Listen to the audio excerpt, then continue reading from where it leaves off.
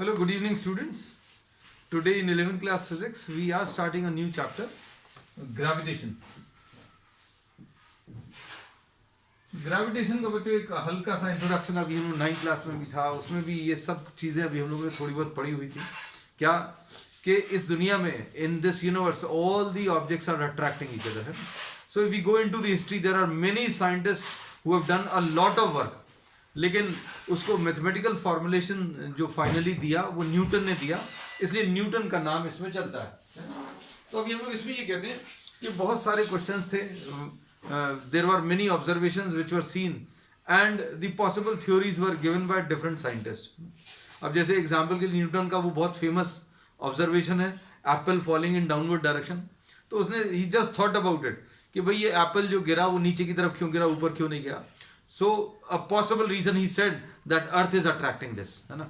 फिर उसके बाद ऐसा लगा कि स्काई में देखा moon is also there but moon is not falling towards the earth, है ना। उसको ऐसा लगा कि अगर अर्थ इसको पुल कर रहा है तो why not earth is pulling the moon towards itself, why is the moon stationary, उसको ऐसा लगा, है ना।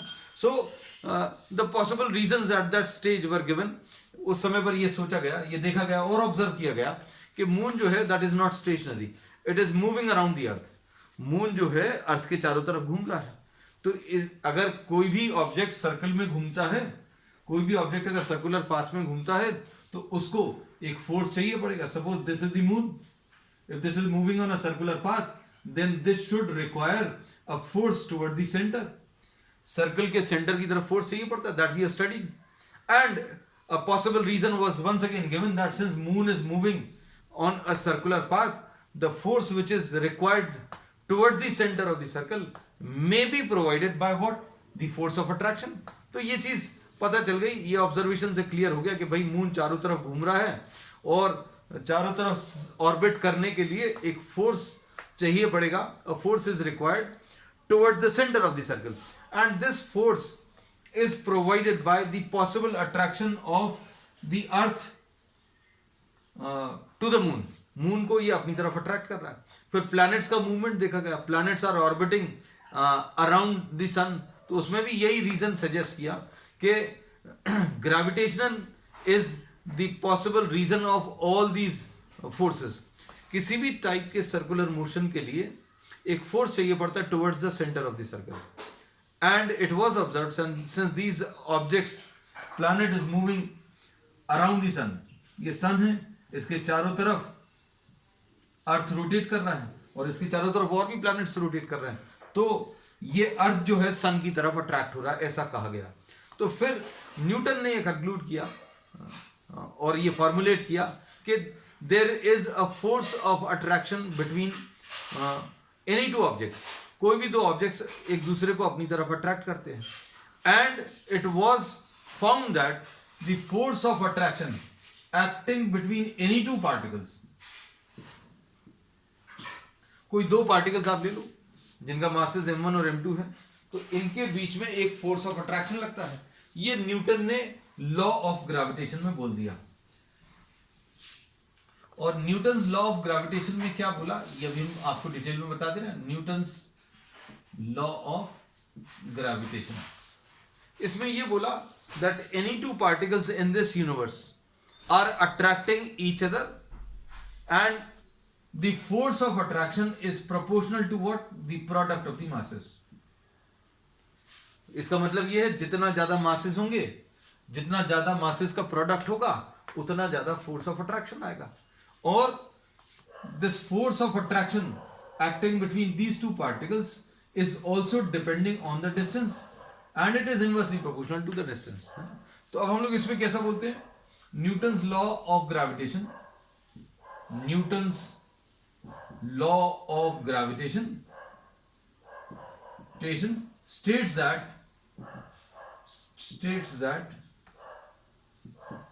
all objects in this universe, every particle in this universe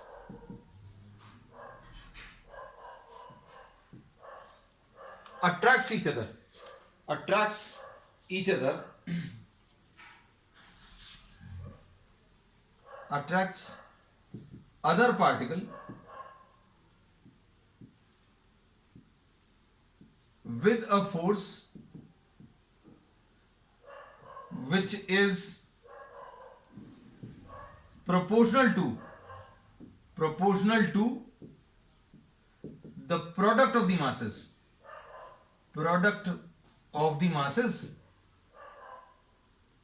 and inversely proportional to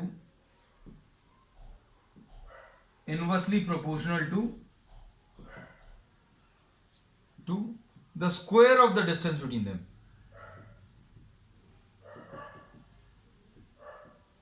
तो ये बच्चों लॉ है, न्यूटन्स लॉ ऑफ ग्रेविटेशन, कि कोई भी दो ऑब्जेक्ट्स के बीच में, कोई भी दो पार्टिकल्स के बीच में एक फोर्स ऑफ अट्रैक्शन लगता है. मतलब दुनिया में हर चीज एक दूसरे को अपनी तरफ अट्रैक्ट कर रही है. जैसे suppose if you talk of these two objects, है ना, these two objects are attracting each other. आप जिस रूम में बैठे हो, जिस टेबल पर बैठे हैं, उस पर जो दो बुक्स हैं, these are attracting each other. तो अब हम लोग ये कहते हैं सारे ऑब्जेक्ट्स अगर एक दूसरे को अपनी तरफ अट्रैक्ट कर रहे हैं, तो why are all the objects not moving towards each other. तो हम लोग इसका आंसर बोलते हैं कि ये फोर्स तो लग रहा है. हर ऑब्जेक्ट जो है इस यूनिवर्स में हर दूसरे ऑब्जेक्ट को अट्रैक्ट कर रहा है. So every object in this universe is attracting other object with a force which is proportional to what, the product of the masses, and inversely proportional to what, the square of the distance. तो ये अगर सारे objects एक दूसरे को अपनी तरफ attract कर रहे हैं, तो ये क्यों नहीं एक दूसरे की तरफ मूव कर रहे हैं. दो बुक्स ले लो, ये बुक आप ले लो, बुक एंड एल्मिना ले लो, टेबल एंड अनदर टेबल ले लो, दो चेयर्स ले लो, उनके बीच में फोर्स लग रहा है. So why are the objects not moving towards each other. तो इसका आंसर ये है, आंसर है कि ये फोर्स जो है, this force is a very weak force, इसलिए इसका इफेक्ट अभी हम लोगों को नहीं दिखता. All the objects are not moving towards each other. Reason क्या है? क्योंकि हर ऑब्जेक्ट को चलाने के लिए एक मिनिमम अमाउंट ऑफ एफर्ट चाहिए. अगर आप दो स्टूडेंट्स की बात करें तो दो स्टूडेंट्स के बीच में भी हम लोग बोलेंगे ग्रेविटेशनल फोर्स ऑफ अट्रैक्शन है. If you are sitting in your room and your mother और father is also sitting, then there is a force of attraction between the two of you, and this force of attraction is so small that there is no observed effect of this force. हम लोग ये देखते हैं कि आम जिंदगी में चीजें जो है एक दूसरे की तरफ नहीं चलती, है ना. तो suppose for example you and your father are sitting in a room, तो इनके बीच में भी फोर्स ऑफ अट्रैक्शन लग रहा है. तो क्या ये दोनों ऑब्जेक्ट्स एक दूसरे की तरफ चल रहे हैं? नहीं चलते हैं. दो बुक्स के बीच में भी फोर्स ऑफ अट्रैक्शन लग रहा है. तो ये सारे ऑब्जेक्ट्स जो हैं एक दूसरे को अपनी तरफ अट्रैक्ट तो कर रहे हैं, लेकिन ये फोर्स इतना कम फोर्स है कि इसका विजिबल इफेक्ट अभी हम लोगों को इस टाइप के ऑब्जेक्ट्स में नहीं दिखता, है ना. तो अब हम इसमें ऐसा लिख देते हैं कि force acting between these two is proportional to m1 into m2 and force inversely proportional to r square. इसको अगर आप कंबाइन कर दें तो force proportional to m1 into m2 upon r square. This was the law which was given by Newton, है ना. और इसके बहुत सालों बाद कैवेंडिश ने एक्चुअल में ग्रेविटेशनल कांस्टेंट मेजर किया, जिसके बेसिस पर अभी हम लोग एक्चुअल कैलकुलेशंस कर पाए. और ये F is equal to G into m1 into m2 divided by r square. So this constant is found to have a value 6.67 into 10 to the power minus 11. ये G की वैल्यू है, और ये जो G है, this is a universal constant. And in fact this is termed as the gravitational constant. This is what? The universal gravitational constant.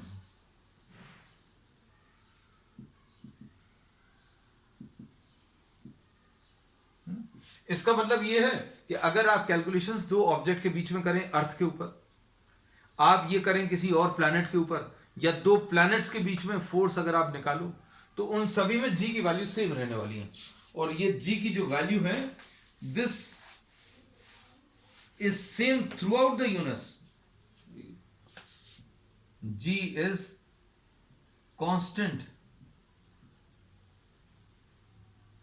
throughout the universe. ये throughout the universe बच्चों constant है, and it does not depend on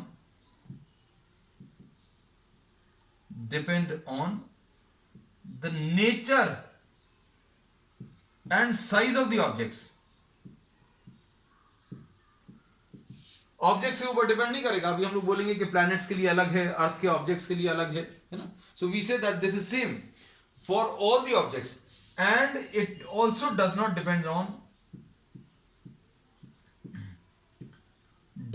depend on medium. It also does not depend on what? The medium between the two objects. तो किस किस चीज के ऊपर depend नहीं कर रहा, ये सब कुछ अभी बहुत सारी पॉसिबिलिटीज. ये किसी चीज के ऊपर डिपेंड नहीं कर रहा. This is in fact a universal constant and this is termed as the gravitational constant. ठीक. अब इसमें ये देखना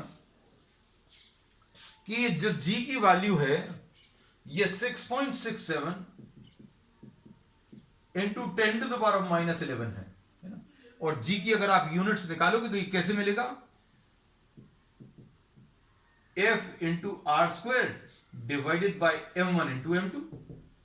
तो ये आ जाएगा newton into metre square upon kg into kg square. So g is 6.67 into 10 to the power of -11 newton metre square per kg square. This is the value of g.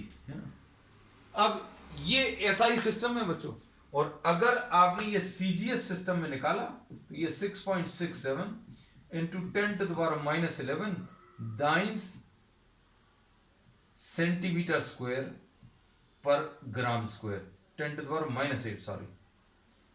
ये जी की वैल्यू आ गई. So this is the value of G in terms of what? In terms of CGS units. तो अब हम लोगों को यह पता चल गया कि all the objects in this universe are attracting each other. ये पता चल गया, ये 9 से भी मालूम है. और हम लोगों को अब ये पता चला कि इसके इफेक्ट्स अभी हम लोगों को डेली लाइफ में जो अर्थ के ऊपर ऑब्जेक्ट्स रखे हों उनके ऊपर नहीं दिखते, ऐसा लग रहा है ना. हम लोगों को ऐसा मन में आता, पहला क्वेश्चन स्टूडेंट्स के मन में आता है, if all the objects are attracting each other then all the objects should move towards each other. लेकिन ये एक दूसरे की तरफ क्यों नहीं चलते? क्योंकि इसमें फोर्स जो है ये बहुत वीक फोर्स है. This is a very weak force between two objects. Suppose if you are having two tables, two students, or suppose a student and his father sitting in a room, इनके बीच में अगर आप force निकालो, suppose आप जिस room में बैठे हैं आपके फादर भी वहीं पर बैठे हैं, और m1 सपोज 50 kg है एंड m2 सपोज 50 kg है, और distance between the two is suppose 1 meters. So if you try to calculate the force, this will be equal to 6.67 into 10 to the power of -11. ऐसा कुछ आएगा. और m1 into m2 मतलब ये आ जाएगा 50 into 50 divided by r square. तो r की वैल्यू बच्चों 1 है, तो r की वैल्यू 1 रखती. तो ये कितना आ जाएगा अगर आप सॉल्व करो? ये 5 into 5 25, ये 2500 आ गया. 2500 into 6 ये अप्रोक्सीमेटली कितना आ जाएगा? 15,000 के करीब आएगा. I am omitting this part, है ना. तो ये 15 into 10 to the power of -8 Newton's ऐसा कुछ आएगा. So this will be the magnitude of the force acting between two objects which are having masses of 50 kg and 50 kg. तो ये force कितना है? ये फोर्स बहुत वीक फोर्स है. अब हम लोग किसी ऑब्जेक्ट को चलाने की कोशिश करें, suppose if you are trying to move this object, और इस ऑब्जेक्ट को मूव करने के लिए आप कुछ फोर्स अप्लाई कर रहे हो, है ना, और यही फोर्स आप ट्रक के ऊपर अप्लाई करो, तो अभी हम लोग बोलेंगे the force which is required to move this object is not at all sufficient to move the truck, क्योंकि उसके ऊपर जो फोर्स आप लगा रहे हो वो बहुत कम है. ऐसे ही अभी हम लोग बोल रहे हैं हमारे ऊपर जो फोर्स लगेगा ये बहुत कम फोर्स है. इसका मैग्नीट्यूड का अगर आइडिया आपको लेना है, इसका मैग्नीट्यूड कितना होगा बच्चों, इसका अगर आइडिया लेना होगा, तो अभी हम लोग बोलेंगे suppose if I am placing this pen cap on my hand, this will be exerting some force on my hand. The force exerted by this pen cap on my hand is very large as compared to this force. ये जो force दो objects के बीच में लग रहा है या दो स्टूडेंट्स के बीच में लग रहा है, ये फोर्स बच्चों बहुत ज्यादा कम है। और ये पेन कैप जो हमारे हाथ के ऊपर फोर्स लगा रहा है, that is very very large as compare to this force. तो इससे ये बात समझ में आती होगी कि भाई बहुत कम फोर्स है, ये जो फोर्स है this is a very weak force. तो फिर अभी हम लोग ये बोलते हैं कि भाई ऐसा कोई फोर्स अभी हम लोग पढ़ क्यों रहे हैं जो बहुत वीक है ना, जिसके इफेक्ट्स नहीं दिख रहे। सारे ऑब्जेक्ट्स एक दूसरे को अपनी तरफ अट्रैक्ट कर रहे हैं, अच्छी बात है ना। कितने फोर्स से अट्रैक्ट कर रहे हैं भाई, वैल्यू भी बता दी, Gm1m2/r²। तो ऑब्जेक्ट्स चल नहीं रहे, हमने ये बोला the objects, all the objects are attracting each other, तो the object should move towards each other, but this is not happening. क्यों नहीं हो रहा, तो इसका रीजन भी बता दिया, this is a very very weak force. ये एक बहुत वीक फोर्स है ना। अब अगर ये वीक फोर्स है तो अब हम लोग क्यों पढ़ रहे हैं, तो हम लोग इसलिए पढ़ रहे हैं क्योंकि कुछ ऐसे इफेक्ट्स हैं जहां पर ये क्लियरली विजिबल है इनका इफेक्ट। कैसे, suppose for example if one of the masses is very large, इनमें से कोई एक मास बहुत बड़ा कर दो, इनमें से कोई एक मास अगर बहुत बड़ा कर दिया तो अभी हम लोग बोलेंगे ये फोर्स जो है this will be having substantial values, मतलब कुछ वैल्यूज ऐसी रहेंगी जो प्रोमिनेंट रहेंगी, and due to these forces the objects will actually move. जैसे एग्जांपल के लिए अर्थ, अगर आपने एक ऑब्जेक्ट ले लिया और दूसरा ये पेन ले लिया, तो क्या होगा। अब हम लोग इसमें ये बोलेंगे कि अगर एक ऑब्जेक्ट का मास बहुत ज्यादा है तो क्या होगा, मास बहुत ज्यादा है, ये पेन का मास तो बहुत कम है, लेकिन ये मास, एक मास बहुत ज्यादा होने की वजह से क्या होगा, इस फोर्स की वैल्यू ऐसी आएगी कि उस फोर्स की वजह से ये पेन एक्चुअली मूव करेगा। और हम लोग देखते भी हैं, अगर आप इसको छोड़ दोगे तो क्या होगा, the earth will attract this pen towards the ground. तो अब हम लोग इसमें ये कहते हैं कि कुछ ऐसे फिनोमेना हैं जहां पर इनके इफेक्ट्स विजिबल हैं, और इन्हीं को अभी हम लोग आगे स्टडी करेंगे। तो ये सिर्फ एक इंट्रोडक्शन था of what the Newton's law of gravitation.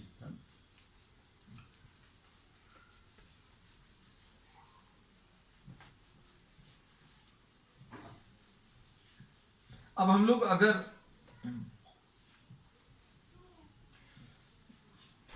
Force of electrostatics अगर पढ़ते हैं सपोज, तो अभी हम लोग इसमें ये देखते हैं, हम लोगों ने ये पढ़ा हुआ है 10th क्लास में, that similar type of charges repel each other, unlike charges attract each other, है ना। तो इसमें इलेक्ट्रोस्टैटिक फोर्सेस बच्चों किस टाइप के रहते हैं, रिपल्सिव भी रहते हैं, अट्रैक्टिव भी रहते हैं।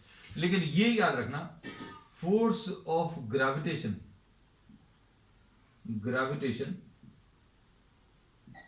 Is attractive in nature.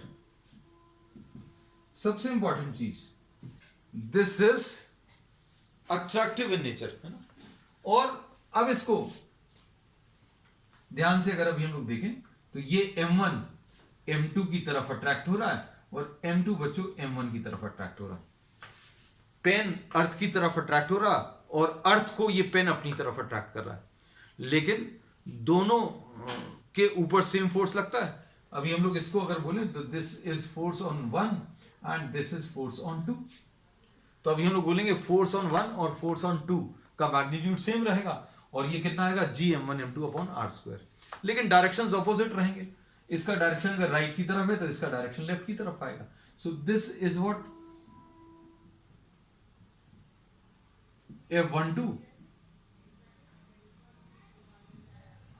F12 is the force of attraction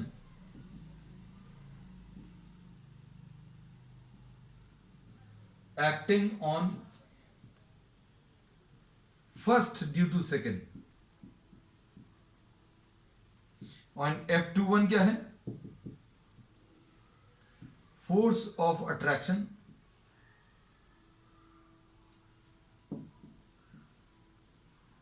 acting on second due to first. Force acting on first due to second and force acting on second due to first. अब इसको अगर अभी हम लोग देखें तो F12 is found to be equal and opposite to what, F21. Equal and opposite है, मतलब these are forming what is termed as the action reaction pair, है ना। ये वाला ऑब्जेक्ट इसको अपनी तरफ अट्रैक्ट कर रहा है और ये वाला ऑब्जेक्ट इसको अपनी तरफ अट्रैक्ट कर रहा है ना, और ये वाला ऑब्जेक्ट इसको अपनी तरफ अट्रैक्ट कर रहा है। So we say that these two forces are forming what, these two are forming action and reaction pairs. Force of gravitation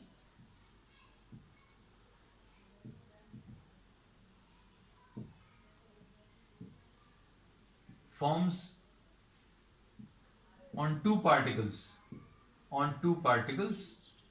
form action reaction pair, and hence they follow what, Newton's third law of motion.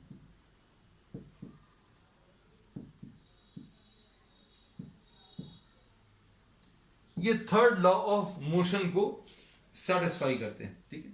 अब इसके बाद इसको अभी हम लोग Newton's law को is also called inverse square law.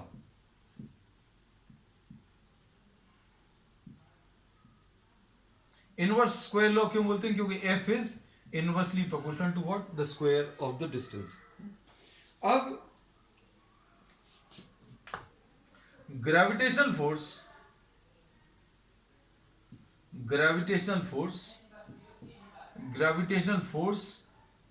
Is a very weak force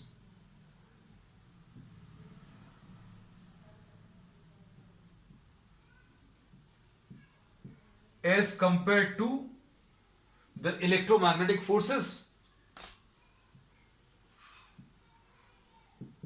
Electromagnetic forces, या अभी हम लोग सिर्फ इलेक्ट्रोस्टैटिक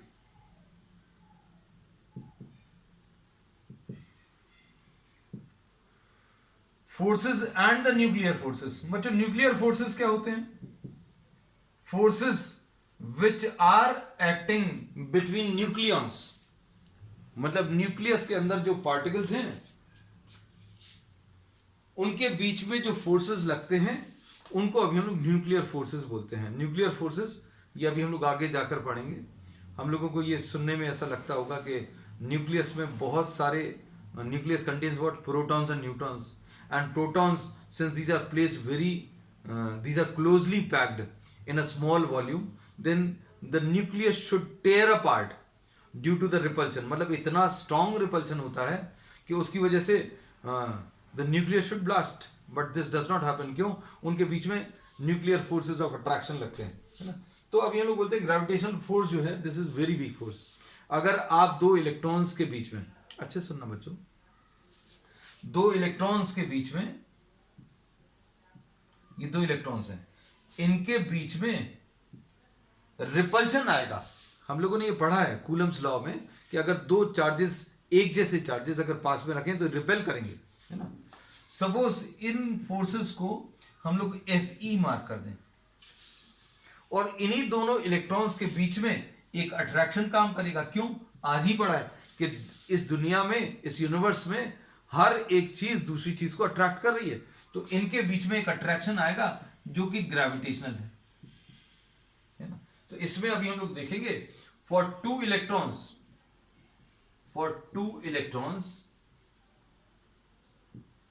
Fe अपॉन Fg, बच्चों इलेक्ट्रोस्टैटिक फोर्स जो है ये बहुत बहुत ज्यादा है as compare to what, the gravitational force. अगर दो इलेक्ट्रॉन्स को पास में रखोगे तो रिपेल करेंगे, इनके बीच में अट्रैक्शन भी आएगा, लेकिन कौन सा ज्यादा रहेगा, रिपल्शन ज्यादा रहेगा। और इन दोनों का रेशियो अगर आप निकाल रहे हो फॉर टू इलेक्ट्रॉन्स तो ये अप्रोक्सीमेटली 10 to the power 42 आता है ये रेशियो। मतलब इलेक्ट्रोस्टैटिक फोर्सेस जो है 10 to the power 42 times the gravitational force है दो इलेक्ट्रॉन्स के लिए। तो ये सिर्फ अभी हमने नंबर आपको इसलिए दिया just to have an idea about the relative values of the electrostatic forces and the gravitational forces, है ना। तो अभी हम लोग को बहुत सारी चीजें आज पता चल गई, क्या कि इस दुनिया में हर चीज जो है एक दूसरे को अपनी तरफ अट्रैक्ट कर रही है। और कितने फोर्स से अट्रैक्ट कर रही, तो फोर्स ये है G m1m2/r², है ना। इसको इनवर्स स्क्वायर लॉ बोलते हैं। फिर अभी हम लोगों ने इसमें ये पढ़ा कि ये फोर्स जो है ये हमेशा अट्रैक्टिव नेचर का रहेगा। ये लाइन अभी हम लोग इसलिए स्पेसिफाई कर रहे हैं क्योंकि कई बार कंपैरिजन ग्रेविटेशनल फोर्स और इलेक्ट्रोस्टैटिक फोर्सेस का करते हैं, और उसमें ये अभी हम लोग कहते हैं कि इलेक्ट्रोस्टैटिक फोर्सेस रिपल्सिव भी हो सकते हैं, अट्रैक्टिव भी हो सकते हैं, लेकिन ये प्योरली अट्रैक्टिव होते हैं। और ये एक्शन रिएक्शन पेयर में आते हैं। मतलब ये चीज याद रखना, ये टू पार्टिकल इंटरैक्शन है, मतलब दो पार्टिकल्स के बीच में लगने वाला फोर्स है। ये m1 जो है m2 की तरफ अट्रैक्ट हो रहा है, और m2 जो है m1 की तरफ अट्रैक्ट हो रहा है ना। अब इसमें नेक्स्ट पॉइंट अभी हम लोग बता दें।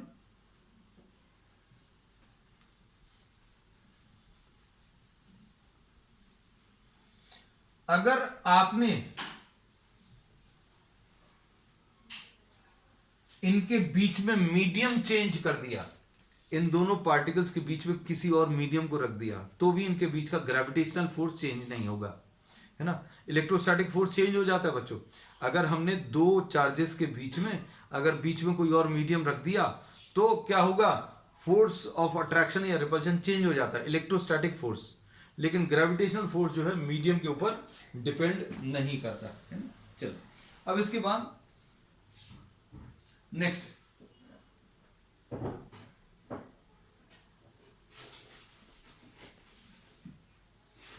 The gravitational force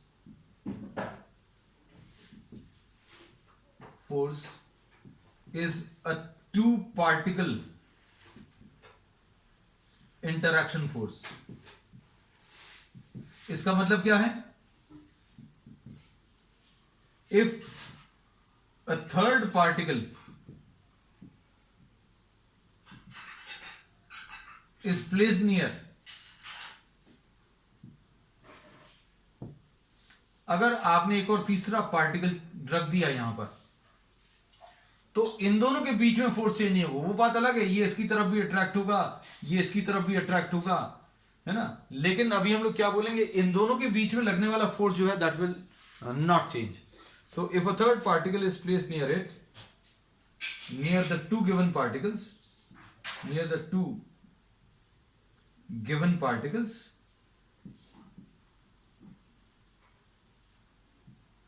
one and two, then force between them does not change. चलो, so we say that gravitational force acting between any two particles is independent of particles which are placed near it. इसके आसपास कितने particles रखें, कितनी masses के रखें, कितनी दूर पर रखें, उसके ऊपर डिपेंड नहीं करेगा। भाई जिन दो पार्टिकल्स की बात कर रहे हैं उनके मासेस पर डिपेंड करेगा और उन दोनों के बीच के डिस्टेंस के ऊपर डिपेंड करेगा। ठीक, चलो अब नेक्स्ट ले रहे हैं।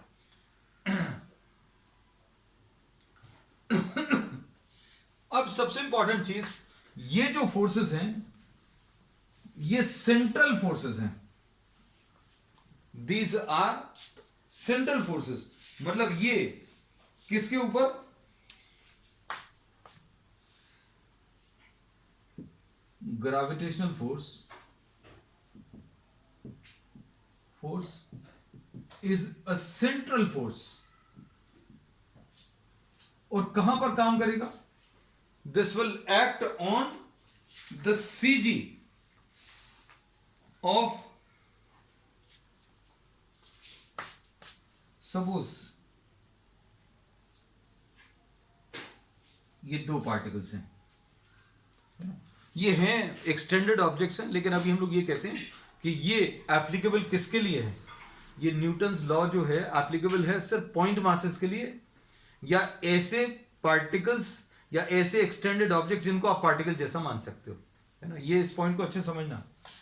इसमें अभी हम लोग बोलते हैं सपोज इसका सेंटर ऑफ ग्रेविटी यहां कहीं पर है, इसका सेंटर ऑफ ग्रेविटी यहां कहीं पर है,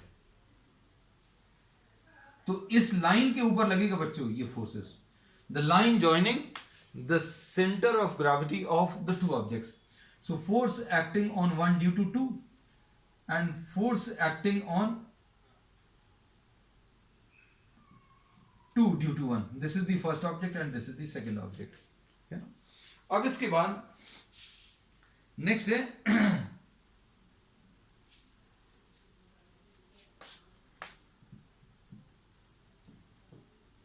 अगर इसमें, अब एक फैक्ट और अच्छे से समझ लो, हम लोगों ने बोला कि ये जो न्यूटन्स लॉ है, this is applicable only for what, point objects या पार्टिकल्स के लिए एप्लीकेबल है. तो क्या होगा अगर हम इनको एक्सटेंडेड ऑब्जेक्ट्स के लिए अप्लाई करने की कोशिश करें? तो इसको और थोड़ा सा अभी हम लोग जनरलाइज करें. जैसे अर्थ जो है, अर्थ का साइज बहुत बड़ा है, सन उसका भी साइज बहुत बड़ा है. अर्थ का साइज कितना है? 6400 किलोमीटर तो रेडियस है. अर्थ, सन का भी साइज बहुत बड़ा है. क्या इनको पार्टिकल्स जैसा मान सकते हैं? तो नहीं, ये पार्टिकल्स तो नहीं है, ये एक्सटेंडेड ऑब्जेक्ट है. तो क्या इनके ऊपर न्यूटन्स लॉ अप्लाई कर सकते हैं? हाँ, इसमें अप्लाई हो सकता है. क्यों? क्योंकि seeing the distance between the to, उन दोनों के बीच में डिस्टेंस इतना ज्यादा है कि these two can be considered as very small. अगर आप इन दोनों के बीच का डिस्टेंस देखो, सन एंड अर्थ के बीच का, तो the distance is very very very large. Therefore these two can be compared as what? These two can be compared as particles. इनको आप पार्टिकल जैसा मान सकते हो. और पूरा मास कहां पर अज्यूम कर सकते हो बच्चों? पूरा मास इसका सेंटर पर अज्यूम कर सकते हो. और ये सपोज अर्थ है, इसका भी पूरा मास आप कहां पर? सेंटर पर अज्यूम कर सकते हो. और फोर्स कहां पर लगेगा? Line joining the centre of the two objects. So force acting on sun due to earth, and this is the force acting on the earth due to the sun. ऐसा कुछ आएगा, है ना? अब इसमें अगर आपको कुछ ऐसा अनसिमेट्रिकल सॉर्ट ऑफ मासेस दिए हुए हैं, अगर ऐसे कुछ मासेस दिए हैं, तो इनमें अभी हम लोग बोलेंगे, इनमें न्यूटन्स लॉ अभी आप डायरेक्टली अप्लाई नहीं कर सकते. क्यों नहीं अप्लाई कर सकते? क्योंकि सेंटर, इनके बीच का जो डिस्टेंस है बच्चों, इनके बीच का डिस्टेंस कितना होगा ये डिफाइंड नहीं है. So if you are having extended objects which are not symmetrical, extended object जो सिमेट्रिकल नहीं है, उनके बीच का डिस्टेंस अभी आप डिफाइन नहीं कर सकते. और डिस्टेंस डिफाइन नहीं कर सकते, इसलिए न्यूटन्स लॉ अप्लाई नहीं होगा. तो न्यूटन्स लॉ कहां पर अप्लाई होगा? या तो पार्टिकल्स के लिए, Newton's law applicable for particles और पॉइंट ऑब्जेक्ट्स, और दिस इज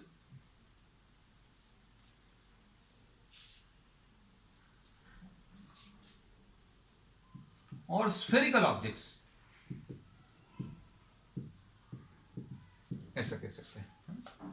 अब इसके बाद नेक्स्ट बहुत सारे पॉइंट्स बताएं बच्चों आज अभी हमने, है ना? इन सबको नोट कर लेना. अब नेक्स्ट इसमें क्या है? सेंट्रल फोर्स है. तो सेंट्रल फोर्सेस की अभी हम लोगों ने ये प्रॉपर्टी पढ़ी हुई है क्या, कि सेंट्रल फोर्स जो है वो कंजर्वेटिव फोर्स होते हैं. तो ग्रेविटेशनल फोर्स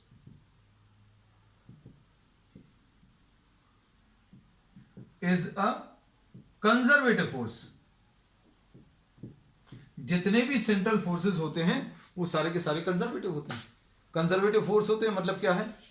इसमें work done on a close path zero होता है. ये प्रॉपर्टी होती है ना? अगर आप इस पॉइंट से इस पॉइंट तक किसी ऑब्जेक्ट को लेकर जाओ, तो आप किस रास्ते से लेकर जाओगे इसके ऊपर वर्क डन डिपेंड नहीं करेगा. Work done by a conservative force depends only on the initial and final position. It does not depend on the path. आप किस रास्ते से लेकर जा रहे हो उसके ऊपर डिपेंड नहीं करता. ये प्रॉपर्टीज बच्चों बहुत डिटेल में अभी हम लोग ने वर्क, पावर एंड एनर्जी वाले टॉपिक में डिस्कस की हुई है. अब finally work done by the gravitational force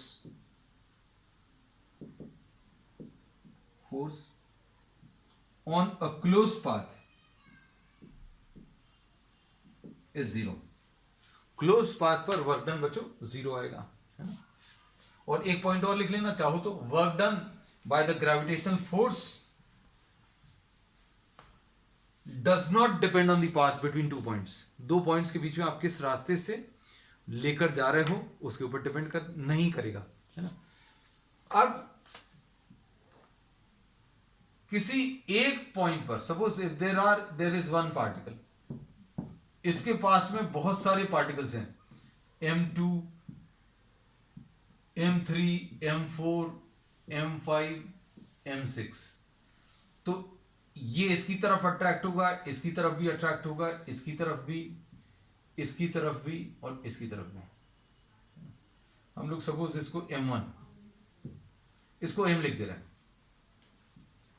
so we say that force acting on M, किसी एक पार्टिकल पर अगर आपको फोर्स कैलकुलेट करना due to many masses, many particles, तो ये कैसे निकालोगे आप?